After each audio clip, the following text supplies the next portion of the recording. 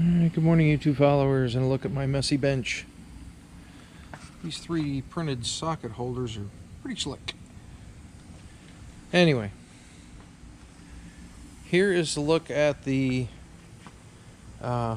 little cannabis pump that was that wouldn't hold vacuum. And boy, it's pretty scummy inside. That should be bright, shiny aluminum. It'll take a little while to clean that out. The pump itself, with a combination of simple green and acetone, you can see does come clean. The spinner, I haven't done the bottom yet. See, it's quite black. It cakes on quite well. But you can see the simple green cuts it pretty well once you break it free with the acetone.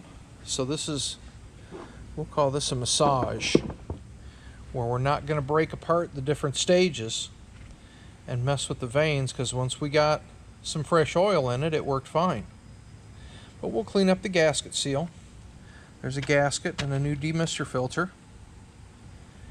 And of course we'll pull the valves off and clean it up and shine it up really nice, and put it back together and put it on the stand.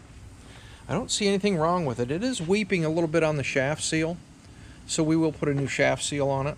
That's pretty easy to do.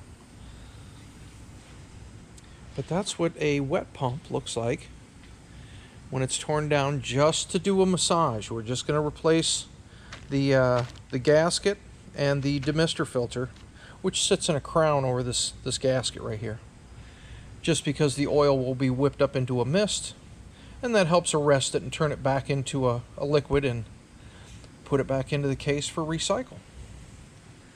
So there's that one. And this one over here, this is the exchange. So that one's ready to go. They can pick that one up today. This is the one that leaks. It runs okay as far as it pulls good vacuum, but it does have an oil leak on the gasket seal here. And because of the oil contamination, I gotta put a heater on it to get it started in the morning. It's just too cold. There's no way that 110 motor is going to get this thing fired up in the morning. So we'll let it sit here under the heater for 15-20 minutes, maybe an hour, and get that case and that oil in there nice and warm. And then when we plug it in, it should fire up. Normally they run on 220 and have no problem getting started, but as a 110 here, let's see. Is it plugged in? Yeah, this one's got a switch, I think. Watch this. Listen to how it struggles. Yeah, see, if I let it do that, it's going to pop the breaker. Every time it almost gets started, it stalls. So we'll get some heat in it, and it'll get started, and then we'll do the same thing that we're doing to the other case. We'll break it open. We'll give it a good cleaning. We'll replace the gaskets and seals and get her back into service. Thanks for following along.